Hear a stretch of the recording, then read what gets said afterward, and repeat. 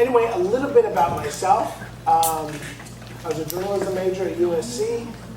Was really wanting to go into that field. I got to meet Pulitzer Prize winning and Peabody Prize winning journalists, and they were the most horrific people I've met in my life. They were addicts, they were divorced, they were alcoholics, they weren't seeing their families, they weren't doing any of that. And after I met them as an opportunity, being like the top of the class, I quit school the next day and decided that's not what I want to do for a living. So I went off and I worked in New York, and I managed some bands, I worked in photography.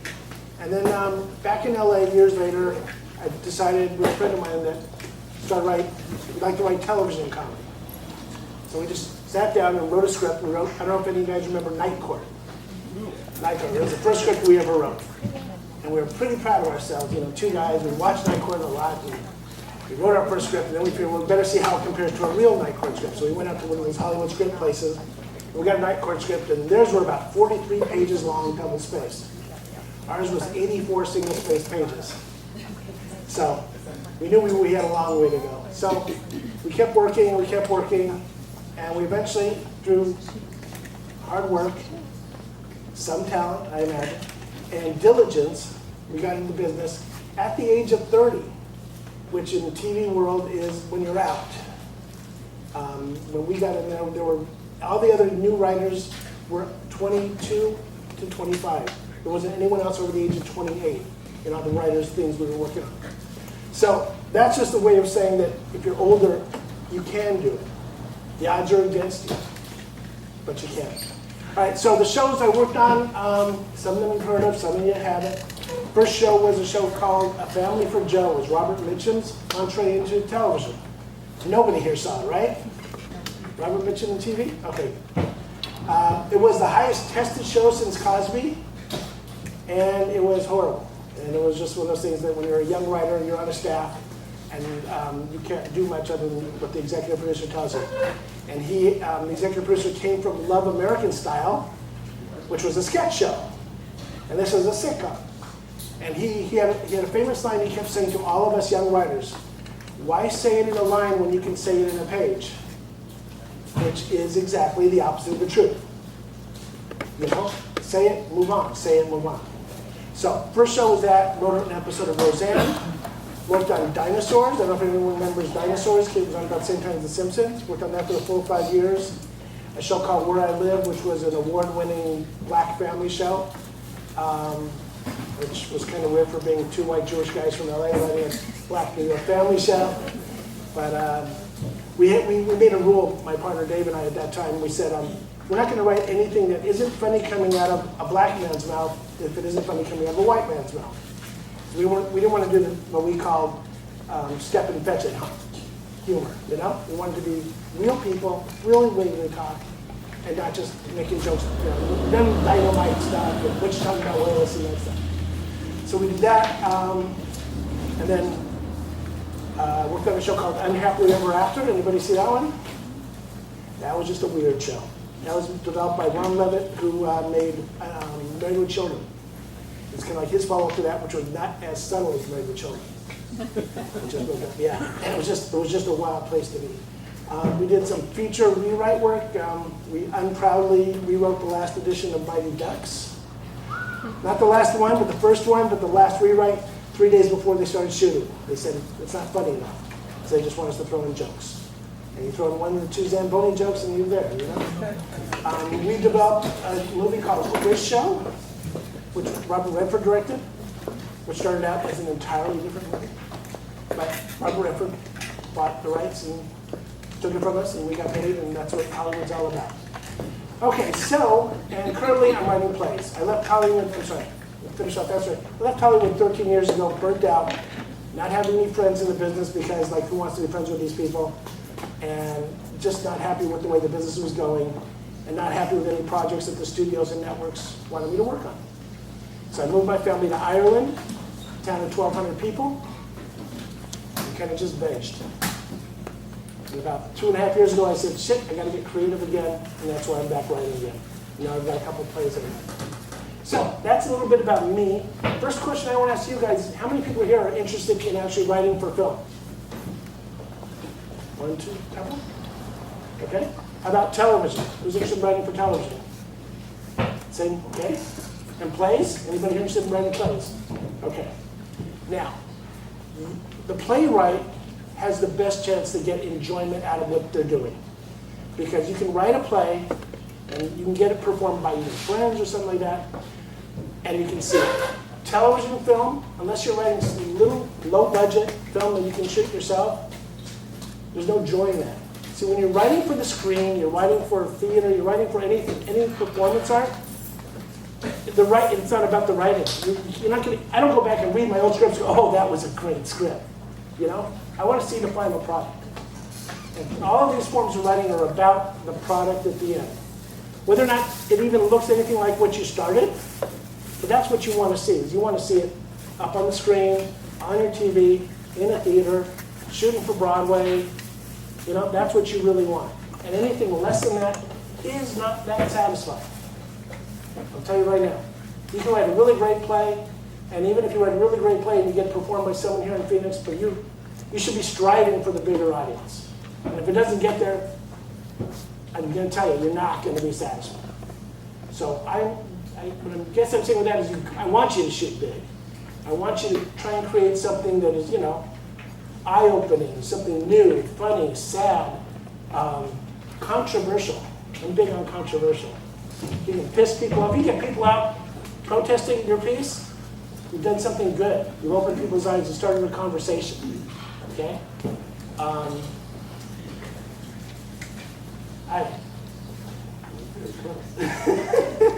It's okay. I sat closer to the woman.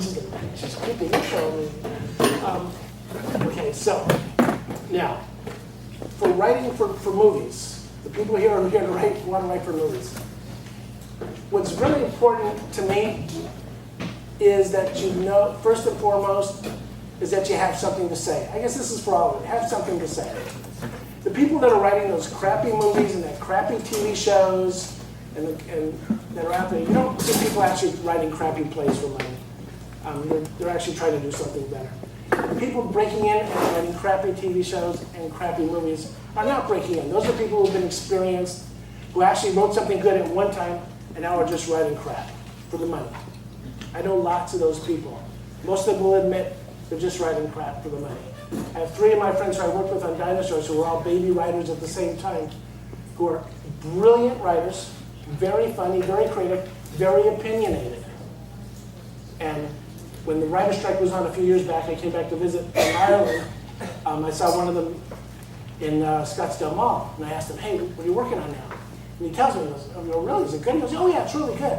This is one of the most brilliant guys I ever worked with. And it was called Aliens in America. Anybody see that? It was horrible. I went home and I downloaded a few. It's like, and that's the trap of Hollywood, is that you're going to write crap because you make money on it. But if you're not there already, you guys don't have that opportunity. You have to write something good to get in, to get seen, and then someone might hire you to write crap if you choose. And that's a valid life choice if you want. I strive to be a little different than that because I went through that. We wrote stuff we really thought was good, and then you get hired to work on, to write a Growing Pains. Growing Pains is just what it was, just a growing pain. It's a little family show. I'm sure some of you guys saw it. Some of you have kids who saw it.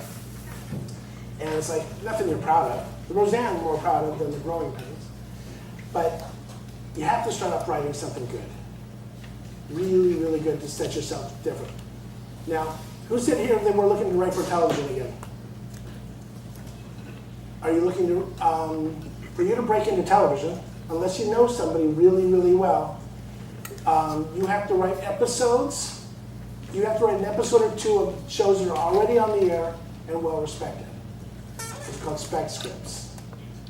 Okay, so if you like Modern Family, write a Modern Family script.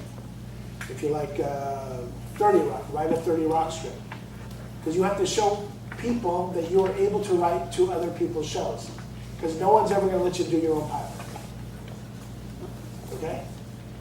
If you're writing movies, you know, it's got to be your idea. Don't start off by writing a remake. Because they're not going to hire you. They've already got 18 guys writing remakes already ahead of you. That won't work. Yes, sir? You're saying you write to a show that's already a 30 Rock or whatever. Do you actually submit that? The show you write the spec for will never hire you, because as good as you think you can write a 30 Rock, when you're on a staff of a show and you understand the show really on levels below, they will never hire you. But that will be used as a sample to show everyone else but that show. I know, it sounds crazy. Well, I figured, I was actually going to ask if you have to write signed NDA and do this stuff, but yeah, okay. Yeah, no, first of all, let me also, very good point you brought up. When you write something and you try to sell it, give up any ideas of plagiarism, give up any ideas of someone stealing it, because someone will at some point in time, not all the time. Famous story went around Hollywood when the Wayans brothers first hit the air. And they were first looking for writers on that show. Every writer in town was looked at for, every young writer was looked at to be on the show. And they asked you to write 5 bits for the show. And when that show, and they didn't hire any of the writers that they saw. They hired bits. But every writer I know who went in for that job had at least 3 to 5 of their bits on the show. And there's just nothing you can do about it. You call your agent, you scream, and you piss off, you go to their offices, and you yell, but just to get off your chest. But yeah, don't worry about plagiarism. You know what? Question. If you're good enough to plagiarize, that's excellent. Right, hi, my name is George Poteet. I've never written a script, but I've self-published a couple of books. Right. One of which I'm told by a reader would make a decent movie script. Okay. If I submit that to an agent, does it have to be in final script form, or can I just submit the Word document and say, what do you think? No, well, you're self-publishing. Correct. Generally, what happens with books is the publishers have relationships with studios and with agents and with actors, and they send them out, and there's Publishers Weekly, for instance. They announce all the new books that are coming out, and there's agents that just pour over those and say, what would make a good movie, what would make a good movie? That's how that usually happens. Someone will buy the rights to your book. How you yourself would get it to them would be more difficult. I'm a believer in the guerrilla tactics. Like we wrote a Married with Children script early on in our career, and we couldn't get anybody to read it. And this is before we knew you couldn't sell a Married with Children script to Married with Children. But I found out where Ron Levitt went to lunch. We went out there and we introduced ourselves and said hi and handed him the script, and that's what you got to do. There's nothing wrong with trying to find people. And especially with the internet now, you can find almost anybody. Now, as far as a book, for a studio, what kind of a book is it? Well, the one I'm talking about is a novel. It's a fictional piece that takes place mostly in the Verde Valley here. It's a historical suspense story. Okay. It takes place in the Verde Valley. And Are there people who made movies that would fit in that category? Like the Milagro Beanfield War, right? yeah, Like something like that. Look at who made those. I mean, obviously, Redford's company does a lot of what would have been rural, right? Rural America. right. Tim Robbins' company does it. Look and see who's making things that are like it, and then try and find ways to there. Just write them I away. guess, can I get back to my original question? Now, both these books are Amazon Kindle right now. Okay. Can I direct a potential agent or a producer towards that, or do I need to submit it something in more defined script form? It depends, not in script form, I would say a treatment form, if you're capable of doing that. I mean, if you're a novel writer and not a treatment writer, don't write a treatment. Send them the first chapter. I mean, you can put them to the whole thing, obviously, but they're not going to read the whole thing. Like with anything else in script writing and playwriting, you want to catch them in the first page. If you're writing a movie script, if your 3 pages aren't interesting, the first 3 pages, no one's going to read it. Okay? Even if it's, it doesn't have to it may not be the way you want the first 3 pages to be in the long run. But if they're not interesting, they're not going to read it. Yeah, you gotta catch them quick. Because these people when I was executive producer, we had sent to our offices by agents, not by individuals, over 150 scripts a week. I didn't read any of them. Our assistant reads them. Our script typists read them. And you know what? And if they see 1 or 2 that they loved, because if they didn't love them, why would they show them to us? And then you know what? And then of course their level of expertise wouldn't be as high as ours. So maybe out of the 10 we get a year from them, you may see 1 or 2. Now they may have missed some other ones, right? And the one thing I'd say about writing for TV is different than writing for movies, is sometimes you want to write a script that's at the level of the person who's going to read it. Once again, like I said, we were both in our 30s when we started, so we figured out there's a psychology to this. And the person reading our script is not the guy who's going to hire us. It's the secretary. So we actually wrote a new hard episode at like just more simple, plainer level that wasn't complex and esoteric, and gave that to the secretary, and that got by every secretary we ever gave it to. They said, I'm going to give this to the producer. We said, oh no, wait, we got a new one. And we sent the new one to the producer. You know, it's a game. You got to play it. You got to learn who you're up, not you're up against, but what you're, the avenue you're going to take. And that's part of it. Yeah. Request, when someone asks a question, will you repeat it because you're going to your side? Oh, I'm not used to being recorded. What he asked was, I should just do a follow-up, is he wrote a novel and he's self-publishing, and he's wondering how he would get that to people who would be interested in making it into a film. Okay. Thank you for that. All right, so now I'm not good. I didn't bring notes. Okay. When you're writing anything, and this is something that is near and dear to my heart, the first thing I really, really, really think you guys should do is develop your characters, because it's all about the characters. Indiana Jones, without Harrison Ford, and that character is just the mummy, which isn't a franchise like Indiana Jones. Star Wars is the characters. Because Star Wars, if you've ever gone back and watched Star Wars, even a couple years after it came out, the dialogue is atrocious. The acting is atrocious. Mark Hamill, you've got to be kidding me. And if you've seen any, oh, if he was a stick, he'd be better.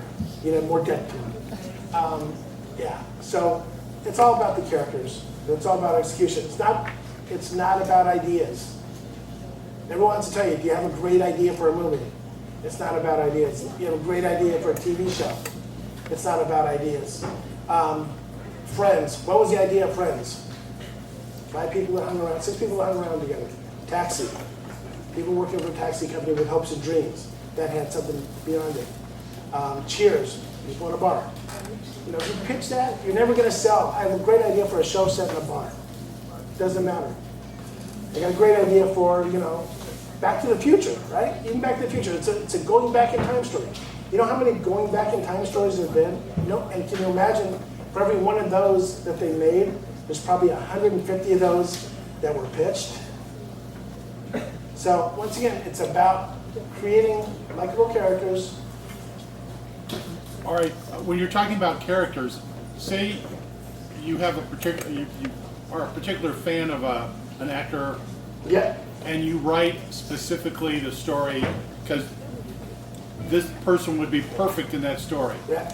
Do you then send it to that actor? Nope. You can't. It's not going to work that way. However, that's the best. That's what I do. Is when I'm writing a movie, a play, a TV show, whatever, I actually cast what I'm writing. And it's not just actors. I use real people in real life. I said, this is just like, say, Chris. This guy's just like Chris. It's crazy, Boston weird guy. It's like loud, absolutely. And you cast all your roles like that, because you know what? Because then you get to know your character. Now, it's especially good if it's someone you really know. Someone you really know, like how they grew up, and if they were married, and their boyfriends and girlfriends, and what books they read, and what movies they see. Because this is all stuff you want your characters to have fully fleshed out. Even if it's a waitress in a bar, you want to know who she is, because once you know your characters really well, I wrote a character after my dad once, and every time that character came into the play, he talked. I didn't write his words, he talks. So if you know your characters, it's easier, because they just walk in, it's like, If you're saying, Bill Murray, if you love Bill Murray, you cast him and say, this is my Bill Murray. You know what Bill Murray's going to say at any given moment. You can see Bill Murray ordering Chinese food. You can see Bill Murray going to the bathroom. You know what I'm saying? You know what he's like. And it doesn't matter that you're going to get Bill Murray, because chances are you're not. Even if you write for some nobody actor, chances are you're not. But at least you're creating a memorable character for yourself, for the piece, that people are going to be able to relate to. However, in your script, you generally don't say, John 56, a Bill Murray type. You wouldn't say that. You would describe him a little bit. But in TV scripts, play scripts, movie scripts, you don't say much about telling about them. Maybe the first time you see them, what they're wearing. If it's pertinent. But you let their actions and their words tell you who they are. No, you're fine. Okay. Sorry. I didn't mean to intimidate you. She is very intimidating, Katie. Everybody keep your eyes out for Katie, because you know what? She'll walk up behind you, Silent types you gotta watch out for. turn off your Wi-Fi, and then that's that. So it's very important that you just tell your story with characters. There's a lot of action movies. I was just talking to Chris about one of my favorite movies, which in this country was called The Professional, in Europe it was called Leon. Remember that? I saw the original script, 35 pages. Okay, most scripts are 120. It's because there's no dialogue in it. But that's not a movie that you guys can write and sell. That's a director's movie who's already made movies before, who has someone behind him, with a vision. That's not something the average person can go do. Now, the other thing, though, that's new with the advent of digital cameras and stuff, is there is an ability to make your own movies and to shoot your own movies. And that's a great way to get seen and get noticed. I mean, South Park. South Park was made even before the digital revolution. And they just made this little cartoon for a friend of theirs who worked for an ad agency in Hollywood. Said, I want to make just like a really disgusting Christmas card for my ad agency friends. And I'll tell you, I don't remember what show I was working on at the time, but someone brought in this videotape with this Christmas card thing, and everyone's just cracking up. It was really funny. And off of that, they got the offer. They got the offer from NBC, ABC, Fox, and Comedy Central. The only difference between all the offers was a lot of money, because Comedy Central didn't offer much money. But the other ones all said, but we have to approve your scripts. And Comedy Central just says, well, we're just going to bleep out the fucks and the shits and the bastards. And they said, okay. And they can write whatever they want. Which is why it is what it is today. There's some freedom. There isn't a lot of freedom in the network right now. However, when you're writing for the web, and you're writing for yourself, then you can shoot yourself, do whatever you want. Whatever you think is good. If it's funny, if it's horror, if it's drama, don't worry about what other people think. Write for yourself in that way. And when you're writing movies, write for yourself. Don't write to what you think other movies are like. Because even if you wrote, if you wrote a modern day Pulp Fiction and you're a nobody, it's going to come out like something horrible, no matter what. It doesn't matter. Because once you write something and sell it, you're done with it. You're done with it. Don't fight over it, don't fret over it. If it comes back to you when they don't make it, okay? But write something, finish it, send it off, write something now. Just keep going, keep going, keep going. Any other questions? Yep. What do you do when you know the beginning, the middle, and the end, but you don't know the stuff in between? Well, then your beginning, middle, and end don't actually connect them. Well, actually, they do. I just can't get from, how do I say this? Transition. I know what the character's doing. I know what I'm thinking is in like, So you know what your first act break is? Is this a movie or a no, play? it's a play. It's a play, okay? And So it's a kid's play, but not a a 3-act play or a 2-act play? No, it's a 3-act, and I've got first and third, and I'm wondering if I'm throwing in too much in the second to make it a 3-act. I would say a kid's play. How long is it? 15 minutes. So 45 minutes. You know what? If you don't feel there's enough to propel it, then maybe it needs more. It's because, in other words, if you don't feel like there's stuff there, then there isn't. because you're the writer. You got a feeling for it. I'm trying to write. Are you writing? What is supposed to be there and stuff. Right. Yeah. Is it funny? Piece of it? Okay. Go back at it. If there's parts of it that are funny, go back and look, because you know what? I worked with a lot of people that write a lot of different things, even comedy writers. And I took a workshop back in the day with Neil Simon's brother, Danny Simon. He was actually the head writer on Your Show of Shows, which a couple of us old people remember, which had on staff Larry Gelbart, Woody Allen, Carl Reiner. I mean, the best comedy writers, Mel Brooks, of all time. And Danny Simon was the head writer. And Neil was on the show too. Danny never made it because he just didn't have he wasn't forceful enough. Danny wrote The Odd Couple about himself and his roommate. He said it was crap, and Neil says, "Can I take it?" And the rest is history. He goes, because he said to Danny, he said, you rewrite it because you're not putting enough of you in it. And Danny said, "That's crap." And so Neil wrote The Odd Couple and has a career. Danny Simon did a little workshop, and this is important for anyone who wants to write comedy. You sign an ad in the paper, Danny Simon Writers Workshop, and he says who he is, and he's like, wow, is he really Danny Simon? So you go to this guy's little apartment complex in a little rec room, and here's all these people around, and there's Danny Simon talking. And he, first question someone asked was, "Can anybody be funny?" To which Danny Simon replied, "Give me $350 and we'll find out." The answer is no. No. And if you ask that question, the answer is really no. But he paid up his $350. But what Danny really taught me more than anything else is to slow down what you're doing and look at every incident. Like in just me walking from here to here, there are funny things that can happen. There's the tripping, there's someone saying something, there's, me vomiting. I mean, there's like a middle, like it's never happened. Okay, there's a multitude of things that can happen in dramatic moments. And in all of these things, unlike novels and other things, is there has to be conflict in every scene, every moment.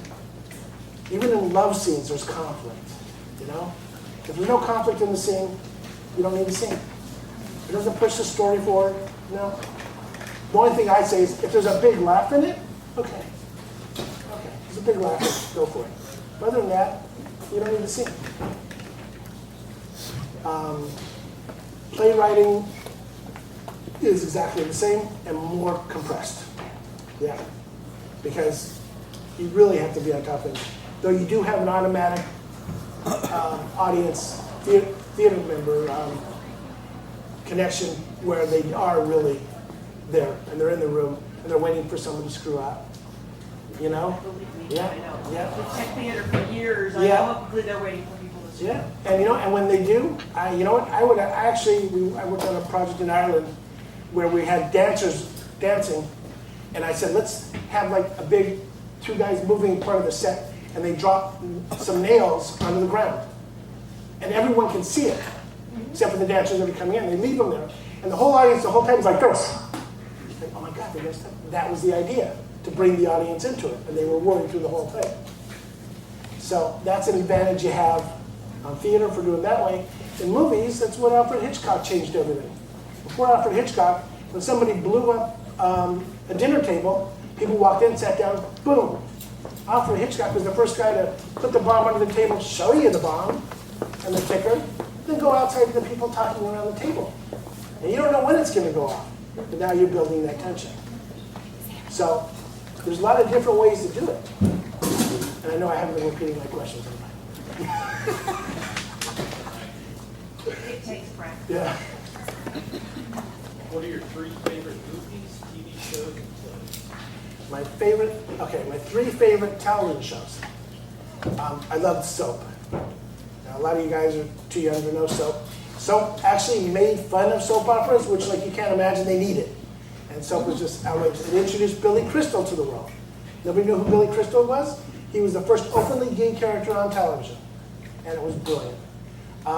Taxi. It's not like Taxi because it's about hoops and dreams, and it was adults. And I guess the third one, So the shows I like now, but it's like they haven't lasted enough, like I love Modern Family.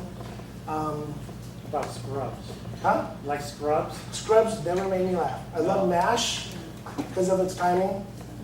I love All in the Family, grew up with that. Cheers, because it's part of my Thursday night truth. It was Cheers, Taxi, Hill Street Blues, so it was that block. But one thing TV shows are all about, TV shows are only about one thing. Sitcoms, dramas, they're only about one thing. Who thinks they know what that is? Advertising. No. Entertaining. Huh? Entertaining. No. Timing. What are they about? Like every TV show. Life. Not just life, something more particular. What? You Community. said? Family. Everything's about family. It's all about family. From Cheers is the family. I can give you, Sam's the dad. Crazy Shelley Long was the wife. You had the kids. You had Grandpa, the old bartender. And I'm talking about non-family shows. You look at Taxi the same way. Alex was the dad. Every show, Grey's Anatomy, is a family. Lost, I imagine, I don't watch Lost, but I imagine it's the same kind of thing. It still feels like a family. There's a hierarchy there. So that's the most important thing with TV shows is family. Yes, sir. What can you say about making training films, training videos? Okay, question is, what can I say about making training videos? And I'll get back to the movies and place. Training videos is very, if you have to know your audience, right? And are these like technical training ones, or do you want to do creative ones? Like John Cleese did a very famous group of management videos, right? Excellent. Hysterically funny. And they got their message across, absolutely. It depends if, They combine drama with explanation. Right. Well, but you see, every movie, every play, you have explanation all the time. I mean, we watch House, for instance. I love House, right? And you're learning stuff about medicine, and they're teaching about it, and a medical student is actually going to learn from watching that show. So if you put them together, you can teach. I mean, I believe movies, films, TV, they're all possible teaching mechanisms. I mean, TV, for better or worse, there's a message at the end of every episode. And a lot of sitcoms message ends with like, oh, And when I was on a staff, we always used to shoot the audience when they did that, because we don't write for that. But there is a message. It's like, you know what? Maybe the kid isn't as stupid as you thought he was. Maybe, okay, the kid isn't doing the drugs you thought he was. Maybe dad isn't a drunk, You have messages, so it all depends on the writing. So it's purely the writing. I'll get to you 1 second. And I was going to build on it. Okay, go on. And see if you agree with this. We all came out of a corporate environment. It's been a while. But regardless of whether it's a training film, a how-to film, a sales film, we still want to be entertained. Absolutely. Don't you agree with that? You still Absolutely. Humor is great, but you still want to be entertained.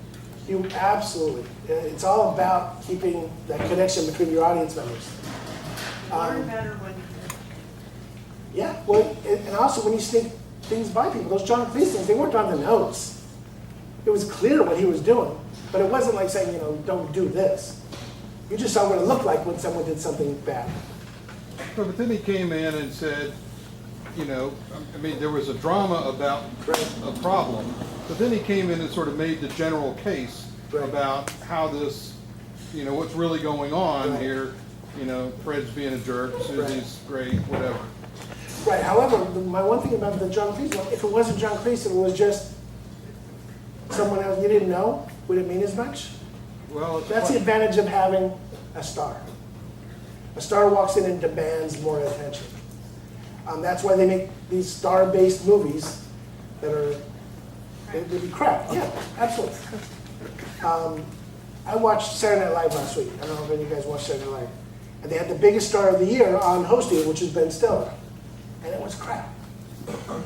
I've seen it before with people who aren't as good, much funnier. So the star makes a big difference as far as the connection, but people don't give them as much material unless the star is able to produce it himself. 3 movies. My all-time favorite movie is between all that jazz. Did you ever see that? Bob Fosse film, kind of semi-autobiographical. You know what Bob Fosse is? Yeah. It's about that life. It's about the showbiz life, as big as you can imagine. The fact that he wrote it about his own life is pretty amazing. Brazil, Terry Gilliam film. You like everything I like. What's wrong? And the original ending, which is kind of depressing. I'm not a big fan of depressing endings, but the original ending was totally depressing. And one of my first movies that really made an impact on me was A Clockwork Orange. Yeah. Just movies, I like things that take me to a different place. I was just telling these guys I saw Ides of March yesterday. It's okay. I thought it was okay. It's a place we've all seen before. It's nothing new. Like West Wing, when we saw West Wing first, it was a new place we'd never been before. We were inside the White House. We saw these new things. This one was a lot of the same. I like movies that take me out. I like Moulin Rouge. Once again, it created this whole other world. Like a lot of science fiction, fantasy, because it takes you out there.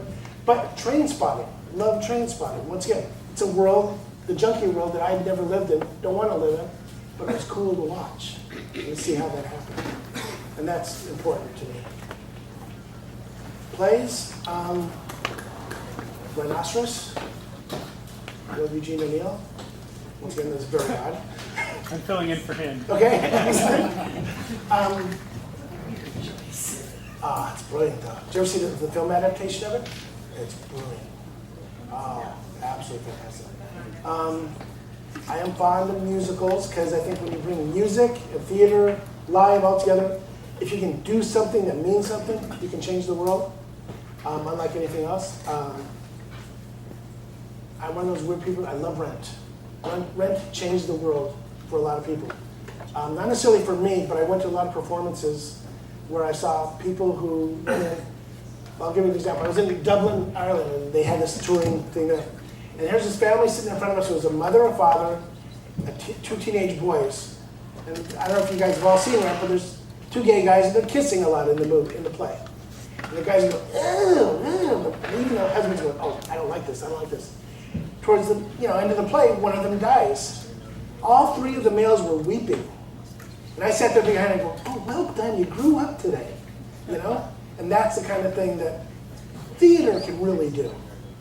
On the other hand, a lot of people are crediting Glee, of all things, for the change in America's attitude on gay rights in this country. Because since Glee hit, gay marriage approval has gone up 15 to 20%. And when they do the polls, when they did the polling, I read one poll, or one write-up on it, it's like a lot of these people do watch that show. So it does have an opportunity to change things on TV and film and plays. But okay, so I said Rent, I said Rhinoceros. Brazil. Huh? No. Well, Brazil. Brazil's a movie. Brazil's movies as far as comedies, the producers, to me, one of the funniest things ever made. Not the Broadway play. That was entertaining, but it's not the same. Gene Wilder, Zero Mostel, funniest guys in the world. Are you a David Mamet fan? I enjoy some of his work, but I can only listen to fuck so long. And yeah, and then I also had the unfortunate experience of having to work with his sister. That's one of the things about Hollywood is like you're working on a show and someone says, "Hey, we got David Mamet's sister. We're going to put her on the show." It's like, "So can she write?" It's like, "No, it doesn't matter. It's David Mamet's sister. Maybe we'll get him over to the network."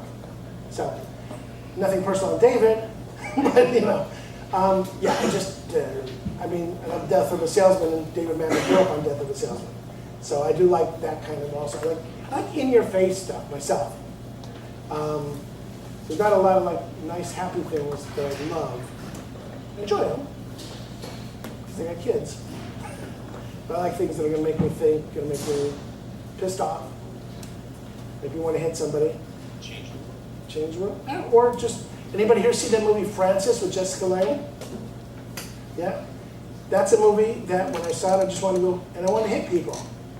And I had friends who I had a friend who called me the day after I saw it, He actually said, I hate my job, I hate my job. I said, why don't you quit? He goes, I can't. I said, Taylor, go home tonight, go see that movie, and tomorrow you quit.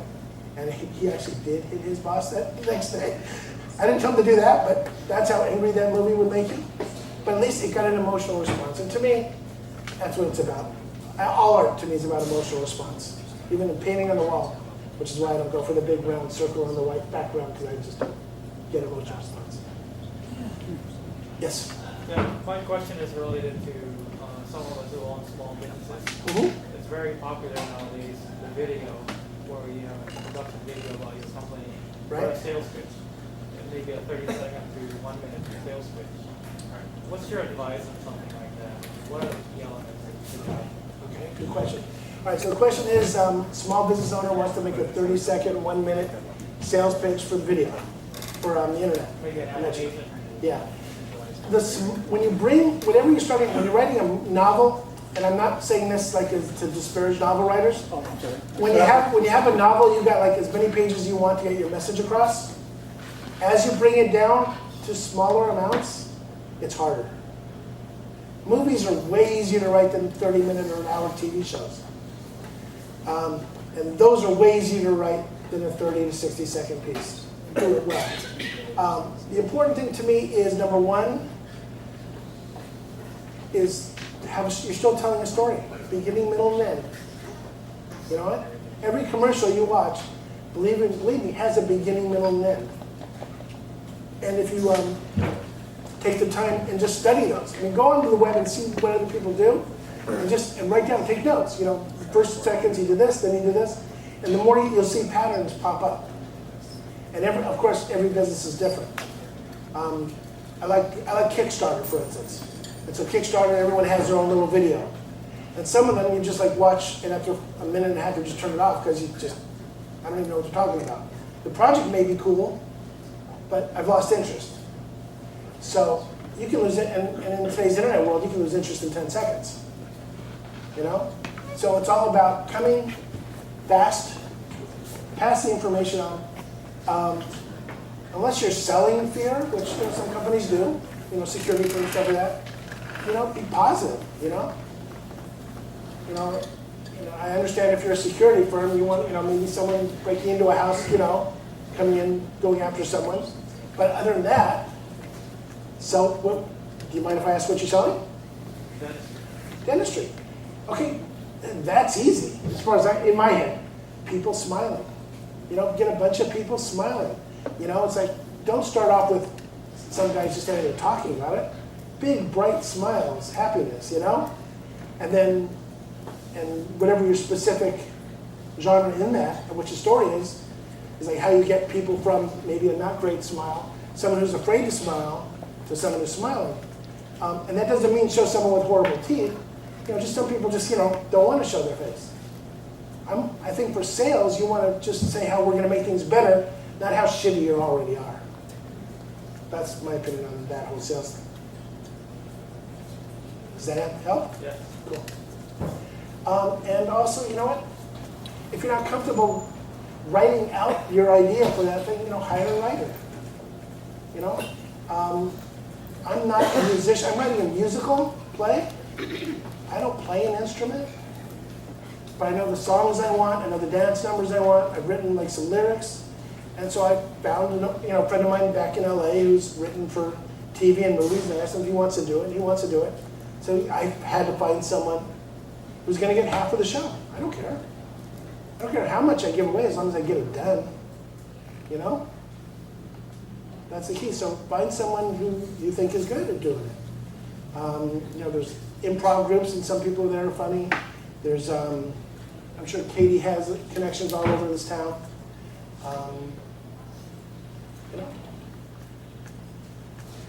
People here probably could do it.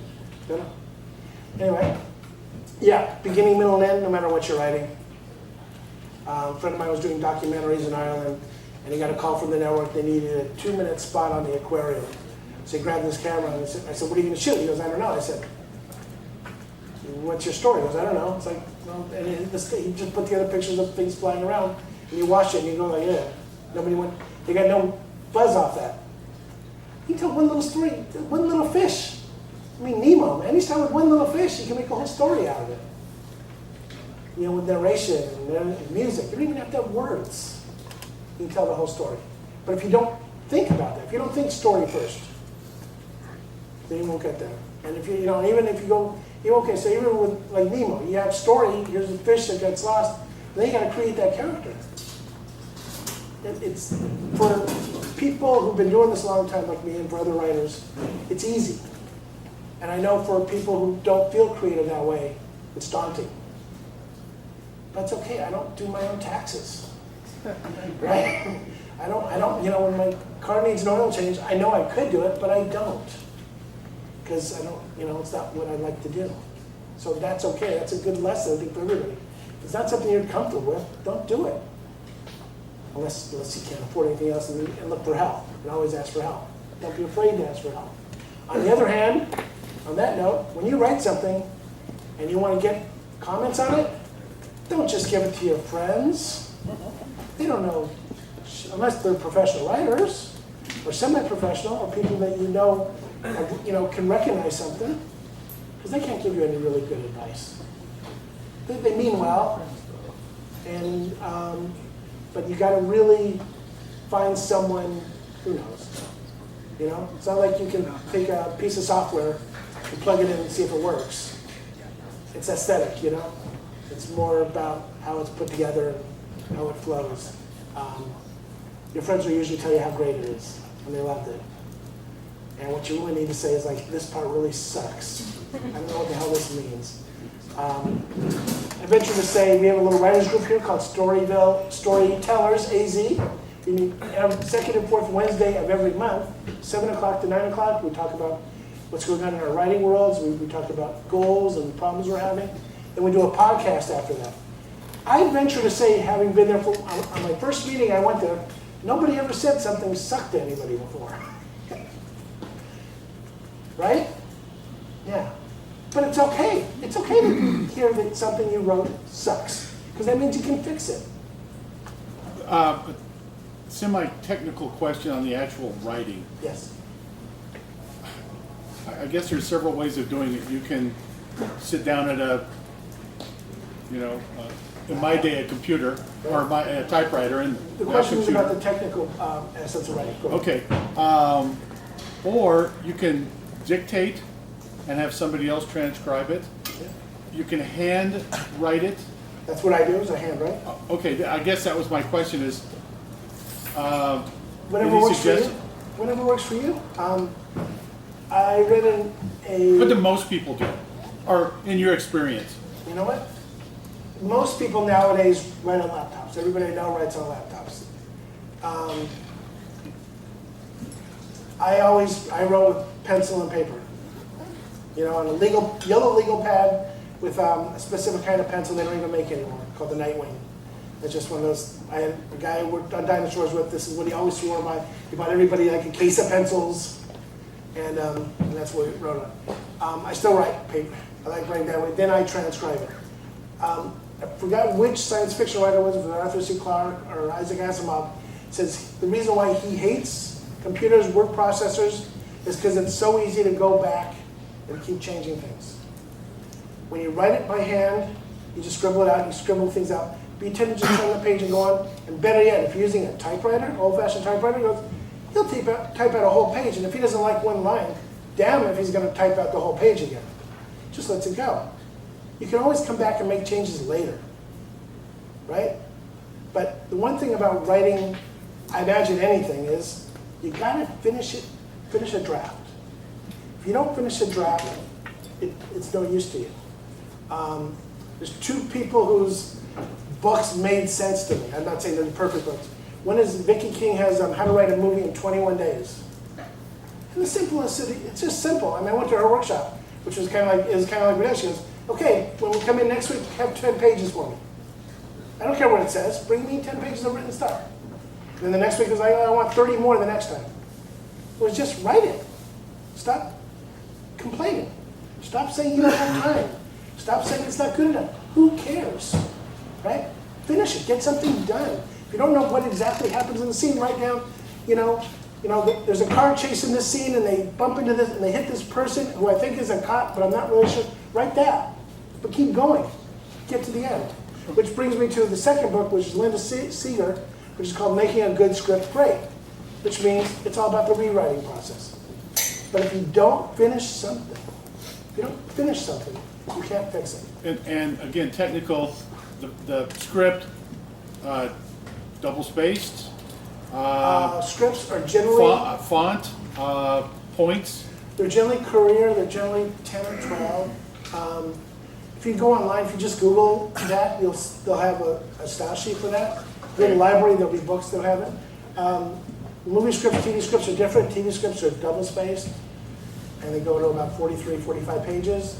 Movie scripts are single spaced, with difference in the blocking.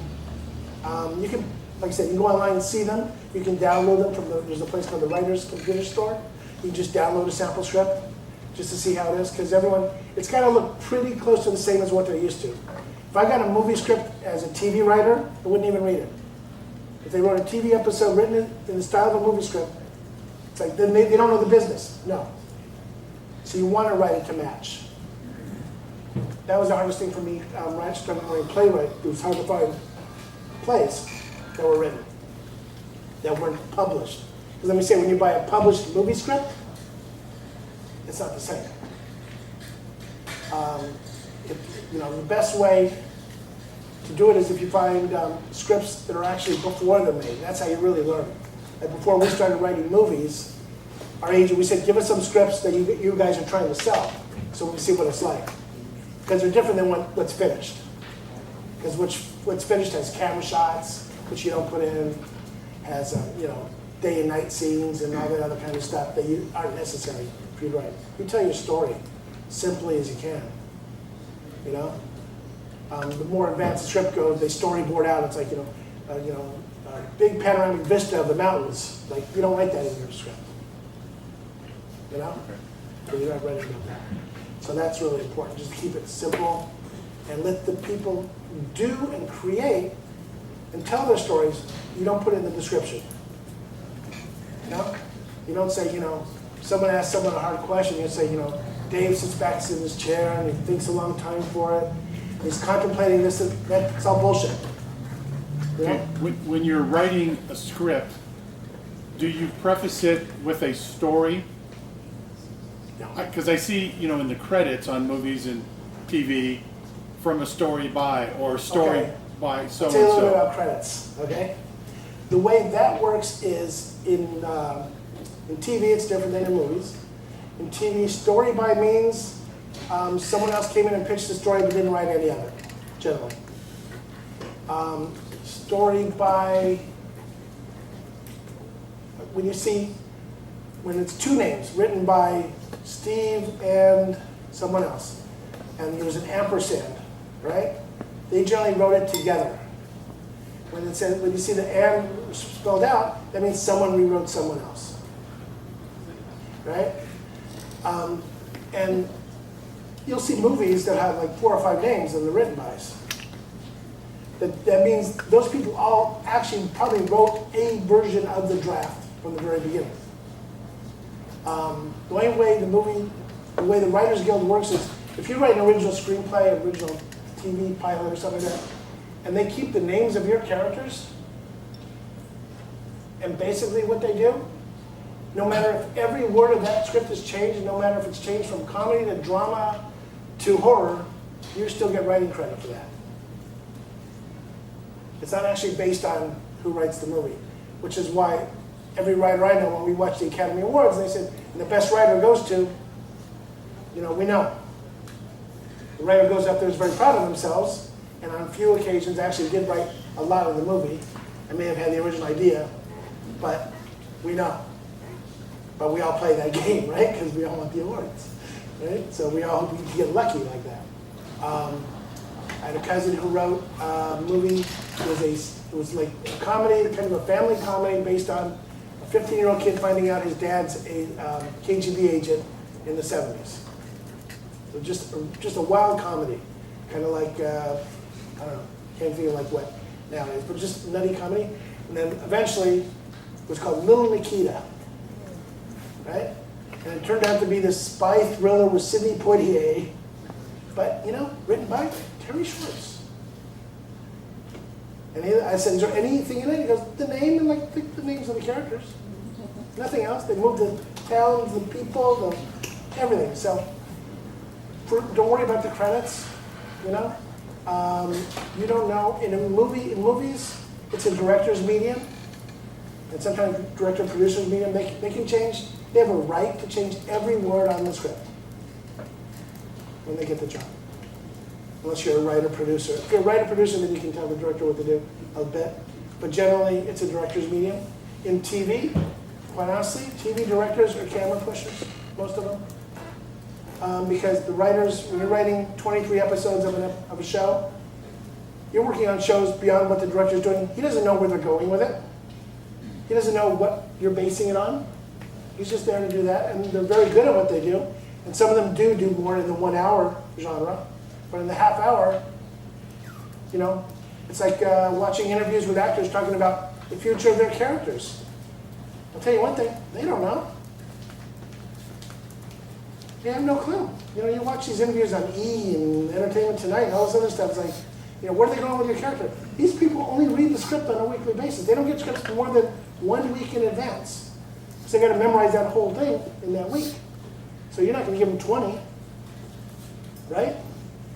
And so they just make stuff up, which is what the public's okay with it, so I'm okay with it. Any other questions? Seriously, I want to say something else to the camera. There you go. Just, what do you see in the future? For me, for the business, for... Sure. Okay, what do I see in the future? I see more fracturing of the business. Gone are the days where we had a community over television. Like when Mary Tyler Moore went off the air, when All the Family went off the air, when MASH went off the air, when Cheers went off the air, and Friends went off the air, everybody watched it that night, right away. And they all talked about it. We had a big global experience, American experience. Man landing on the moon, that kind of a thing, right? Now, I think that's gone. It's sad, I think, but that's gone. Outside of news, that's why 9/11 is so big in everyone's field, because everybody saw it at the same time. There's something to that. Johnny Carson went off the air. Everybody stayed up to watch Johnny Carson. People that never watched Johnny Carson before watched Johnny Carson. Well, 2.5 Men, to a degree. You know, Charlie Sheen went out, they brought in Ashton Kutcher. They got huge ratings for that first episode. But then still half of their audience is going to download it and watch it the next day or the day after. So that is one thing I see is different. And then just the opportunity for more different avenues. More different avenues. I don't know if, again, we're going to be able to make as much money in those avenues. I don't think so. I think selling a web series is going to make as much as writing a TV series that goes into syndication. So I think the money's going to go down overall. I mean, top people are going to still make money, but I think it's all going to get fractured. But there's more opportunity for good stuff then. More stuff, you can more good trades. It's like music. I think right now you can actually go out and hear better music than you've heard in years. You just have a hard time finding it, but it's there. Because it's not all the same. Whereas you turn, bless you, where you turn on the radio and you're going to get all the same playlists. So I think there's opportunity for more people to be creative. Not as good an opportunity for everybody to see those things. You have to work at it. My daughter, she watches TV on the computer. She's 18, and she goes from thing to thing to thing to thing to thing. If something doesn't keep her interested for like 5 minutes, she's on to the next thing. So I think that's just the way it is. Anyone disagree? Ah, come on. Anybody disagree with anything I've said so far? Ah, come on. Okay. I think Scrubs is hilarious. Yeah. You think Scrubs is hilarious? You know what? Everybody has their own taste. That's cool. For me, the shows I find hilarious, like I said, I love South Park. So it has to make me laugh out loud. It's like, for instance, Simpsons versus South Park. I enjoy The Simpsons, but I never really laugh. It's like, oh, that's smarmy, I get it, I get the joke, but I'm not laughing out loud. South Park, more often than not, I will laugh out loud out of disgust, or out of something outrageous. And that's like the first episode this season, the human centipede thing, right? That was just the most disgusting half hour of television I've ever seen in my life. But I laughed. And Scrubs, I don't know, I just never got the... How do you feel about writing like Arrested Development type writing versus just generic? Well, you see, I've been out of the country for 12 years, so a lot of people talk about Arrested Development, but I've never seen it. So what is that? It's like long running jokes, really kind of like under the breath humor that if you ever watch previous episodes you might not get. Right. Much harder to write. You have to have a thought process for the whole series, right? That kind of thing. It's almost more soap opera writing, because you're setting things up to pay off a couple episodes down the way. Cop shows are that way a lot of times. They'll start with a problem here, they'll run a bunch of other problems by it, and then 3 or 4 episodes later, they'll come back to it. X-Files did it, right? You always have the one guy who's going to come back every 3 episodes. Harder, fulfilling if you can pull it off. It's great. Any of you guys ever see Billy Connolly live? The Scottish comedian? If you can go back and look at some of his stuff online, his comedy is, he'll start telling you a story, and then he'll go like 45 different directions, all coked up. Just screaming, boom, boom, boom, boom, boom, boom, boom, boom, and he'll come back and he'll hit you with the punchline of that story from 20 minutes ago. And it's brilliantly crafted. I don't know a lot of people who can pull that off. But if you can, great. But like I said, you're looking at a longer piece, because you're looking at I don't know, how many episodes were they? I think they did like 2 seasons, like 29 episodes. Okay. So yeah, so you're looking, when you do with series, you have what you call a series arc for the whole series, where you're going.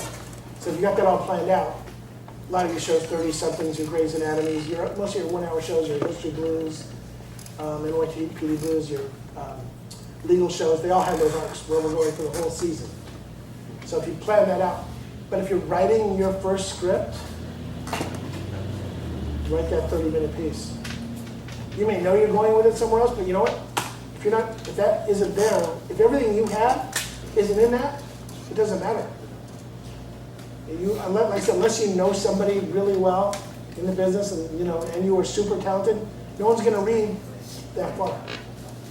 No one, even networks, when you pitch a new series, you pitch them a pilot script, which is 35, 40 pages, and they don't want to read anything else. Okay? And if they choose to make that script, then you make a pilot out of it, one episode, and then they want to see 6 other paragraph story ideas. That's it. That's all they want to see. That is more of an execution thing than it is how you make it. You know what I'm saying? Sorry to be that guy. Katie asked me to wrap this up right at about Okay. an hour to give people permission to leave. Okay. If you guys have any final questions, you can stick around for a few Right? minutes. Yeah. Great. Also, starting, I'm going to be out of town for a few weeks. I'm going to have regular office hours here, so I'll do Metro office hours here. So if anybody has questions, you can always feel free to come and talk to me. And if you want, come and join our Storytellers AZ Writers Group, 2nd and 4th Wednesdays of every month, 7 o'clock. Wednesdays now? Wednesdays now? Yeah, very good. And thank you all for coming. Appreciate it.